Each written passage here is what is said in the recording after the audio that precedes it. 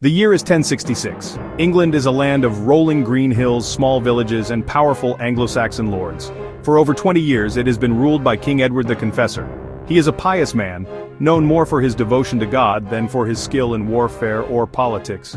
Edward is respected, but he has a huge problem, one that casts a long, dark shadow over the entire kingdom. He has no children. In an age where bloodlines mean everything, a childless king is a political time bomb just waiting to explode.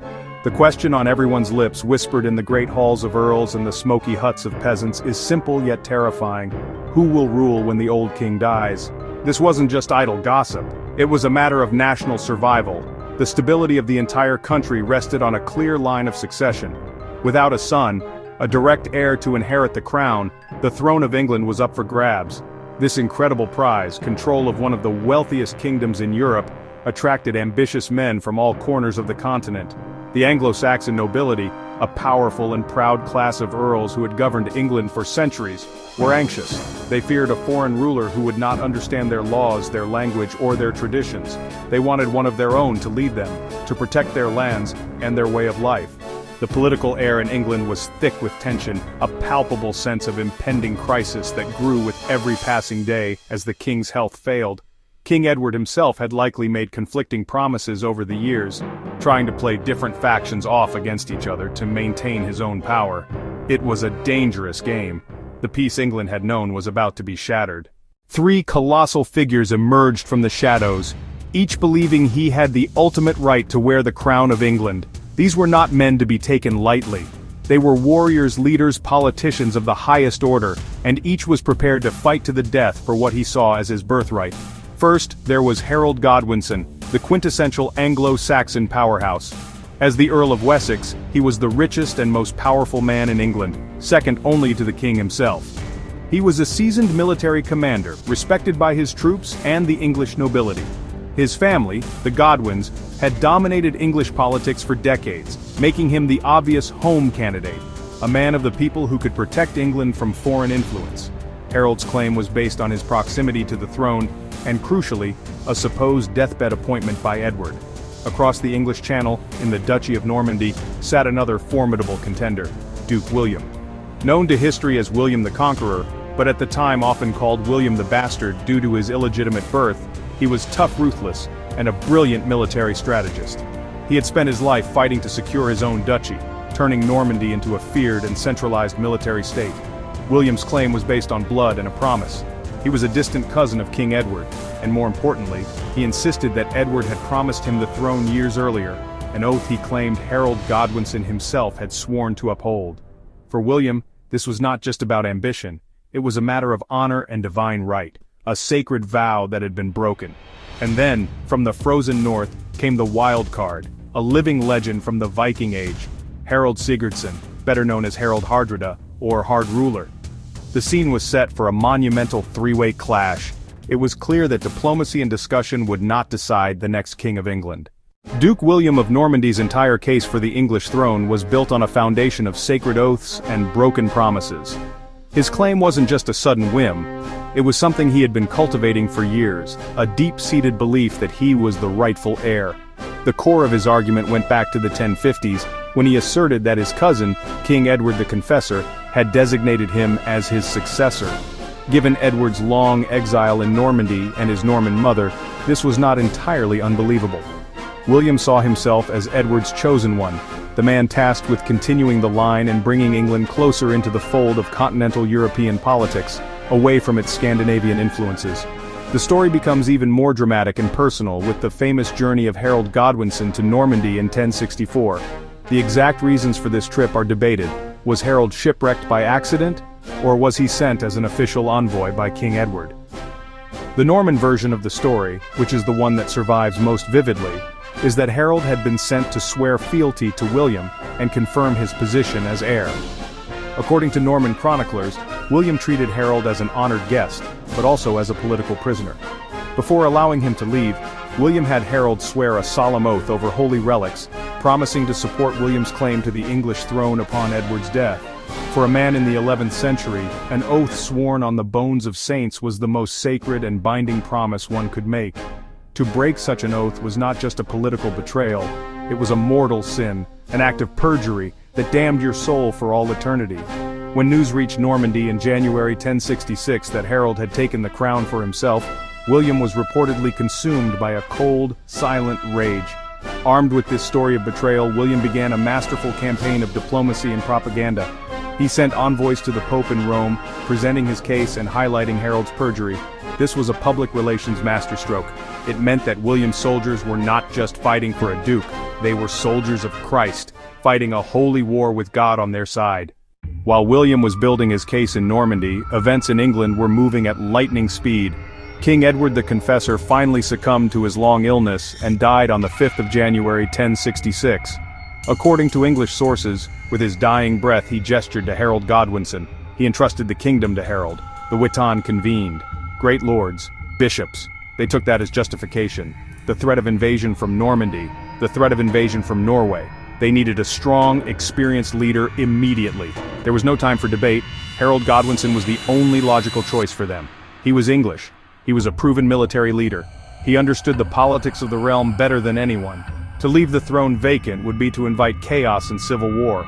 In a move of unprecedented haste, Harold was crowned in Westminster Abbey the very next day, on January 6th. Crown placed on his head as anxious nobles look on. This was a stunningly quick turnaround. The burial of the old king, and the coronation of the new one, happened almost simultaneously. This speed was a calculated political statement. It was meant to present the world, especially William and Hardrada, with a done deal. Harold was the anointed king, chosen by his people, and consecrated by the church. The rapid coronation was a gamble. It consolidated Harold's power at home, but it was a red flag to his rivals abroad. Harold's decision to take the throne was likely born of necessity. He knew the threats that were gathering, and believed he was the only man capable of defending England. Just as King Harold disbanded his southern army, the storm he had long feared finally broke, but it came from the wrong direction.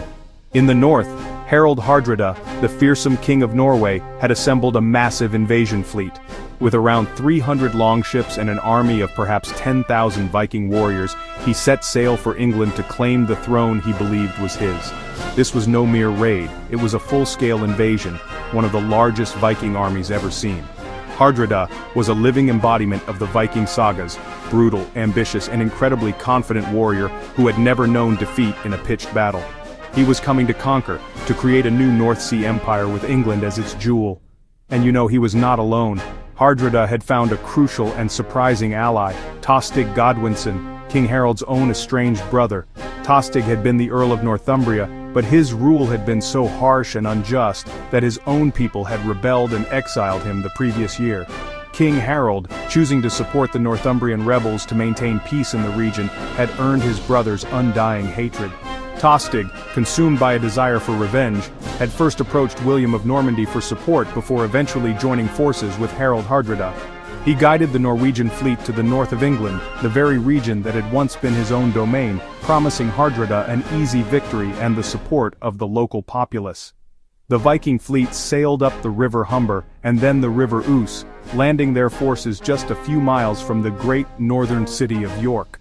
The northern earls, Edwin and Morcar, were young and brave but unprepared for an onslaught of this magnitude.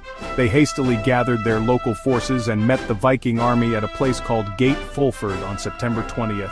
The battle was a disaster for the English. The veteran Viking warriors, battle-hardened and ruthless, simply smashed the Anglo-Saxon shield wall. The northern army was routed with thousands killed or drowned as they fled. The city of York, the capital of the north, had no choice but to surrender to Hardrada.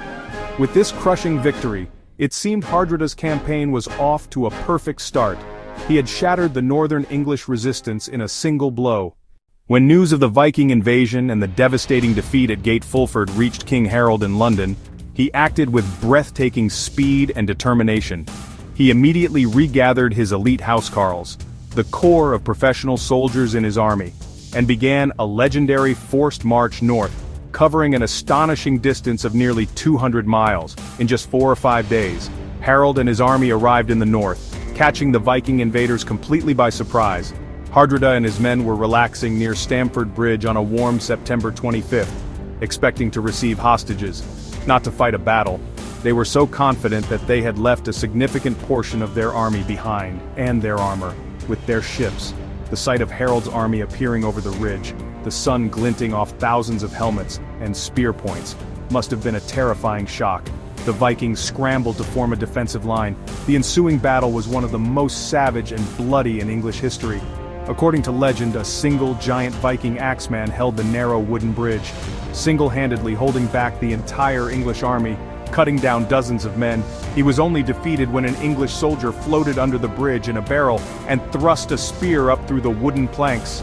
With the bridge finally taken, the main battle began in earnest.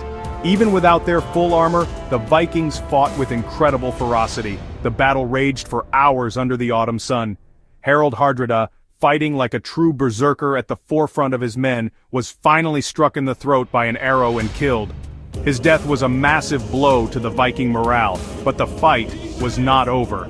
Tostig Godwinson picked up the fallen banner and continued the struggle. Just as the Norwegian resistance seemed to be faltering, reinforcements arrived from the ships, men who had run for miles in full armor on a hot day. They crashed into the battle in a final desperate wave of fury, but were too exhausted to turn the tide. By the end of the day, the Viking army was annihilated. Both Harold Hardrada and Tostig Godwinson lay dead on the battlefield. The slaughter was so great that of the 300 ships that had brought the invasion force, only around 24 were needed to carry the survivors home. While Harold was fighting for his life in the north, Duke William's invasion fleet had been impatiently waiting in the harbors of Normandy. For the entire summer, they had been pinned down by relentless northerly winds, a frustrating delay that tested the patience of William and the morale of his army. This Protestant wind, as it would later be called in a different context, was Harold's greatest ally. But in late September, the weather finally turned. The winds shifted, blowing from the south. Seizing his chance, William gave the order to sail. On the night of September 27th, his massive fleet of hundreds of ships carrying thousands of soldiers, knights, archers, and crucially, horses, set sail across the English Channel. The Norman fleet landed unopposed at Pevensey Bay on the south coast of England on the morning of September 28th. The coast was completely undefended. Harold and his army, the very forces that had waited here all summer, were over 250 miles away in the north, licking their wounds after the brutal battle at Stamford Bridge. William's landing was a logistical masterpiece. His men disembarked quickly and efficiently, establishing a secure beachhead. They even brought with them prefabricated wooden castles in sections, which they immediately began to assemble. This was a clear statement of intent. The Normans were not here to raid, they were here to stay. William established his base at Hastings, a nearby port, and began to consolidate his position. He knew Harold would have to come south to confront him, and he used the time to his advantage. He sent his troops out into the surrounding Sussex countryside, which happened to be the personal lands of the Godwin family. His soldiers burned villages, seized food and supplies, and terrorized the local population. This was not just wanton destruction, it was a deliberate strategy. William was daring Harold to come and fight. He was provoking the English king, challenging his authority, and forcing him into a confrontation on ground of William's choosing. The news of the Norman landing reached Harold in York around October 2nd. It was the worst possible news at the worst possible time. He had just won a kingdom-saving victory, but his army was battered, exhausted, and depleted. Now he had to turn around and march another 250 miles south to face a fresh, well-equipped, and highly motivated Norman army. On the morning of October 14, 1066, the fate of England would be decided on a single patch of high ground just north of Hastings. King Harold and his Anglo-Saxon army had arrived the night before, exhausted from their frantic march south. They took up a strong defensive position atop a ridge, later known as Battle Hill. Their plan was simple: form an unbreakable shield wall. William's Norman army was a different kind of beast, a combined arms force with three distinct elements: archers, infantry, mounted knights. The battle began around 9 a.m. with the blare of Norman trumpets. For hours, the battle raged with incredible ferocity. The turning point came from Norman cunning and English indiscipline. The Normans would charge the hill, then pretend to flee. As dusk fell after more than 8 hours of brutal fighting, a stray arrow allegedly struck King Harold in the eye. As he fell, Norman knights surged forward for a final decisive charge. They broke through the crumbling shield wall and cut the wounded king down. With Harold's death, the English resistance collapsed, and the battle was won. The death of King Harold at Hastings did not immediately end the English resistance, but it shattered its heart. Without their king and leader, the Anglo-Saxon cause was lost. William marched towards London, brutally suppressing any towns that stood in his way. The remaining English earls and bishops, recognizing the futility of further fighting, submitted to him. On Christmas Day, 1066, in the same Westminster Abbey, where Harold had been crowned less than a year before, William the Bastard, Duke of Normandy, was crowned William I, King of England. But his conquest was far from complete. The next few years were spent putting down a series of brutal rebellions across the country, most famously, the Harrying of the North, where William's forces laid waste to the land between York and Durham, causing a famine that killed tens of thousands. The Norman conquest was not just a change of king, it was a complete and total revolution that reshaped every aspect of English society. William seized all the land of England and declared it his own. He then redistributed it among his loyal Norman, Breton, Flemish followers, dispossessing almost the entire Anglo-Saxon aristocracy overnight. To control this resentful population, the Normans embarked on a massive castle-building program. Stone castles began to dominate the landscape, timber castles appeared everywhere. The Tower of London is a prime example. These were symbols of occupation bases from which Norman lords could dominate the surrounding English countryside. The language and culture of England were also transformed. For the next 300 years, the language of the court of law, of government, of high culture was Norman French. The English language, spoken by the common people, was considered crude and peasant-like.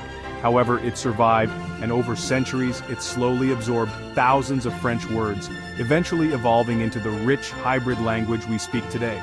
Words like castle, army, parliament, judge, beef, from boeuf, while the Anglo-Saxons kept words like house, fight, king, cow. This linguistic divide mirrored the new social structure, a French-speaking ruling class presiding over an English-speaking populace. The legacy of 1066 is, without exaggeration, the foundation of modern Britain. The conquest pulled England away from its Scandinavian orbit and anchored it into the mainstream of continental Europe. The Norman conquest was a brutal, violent, and transformative event, the last successful invasion of England, and its impact echoes down to this very day in our language, our laws, our landscape, and our identity.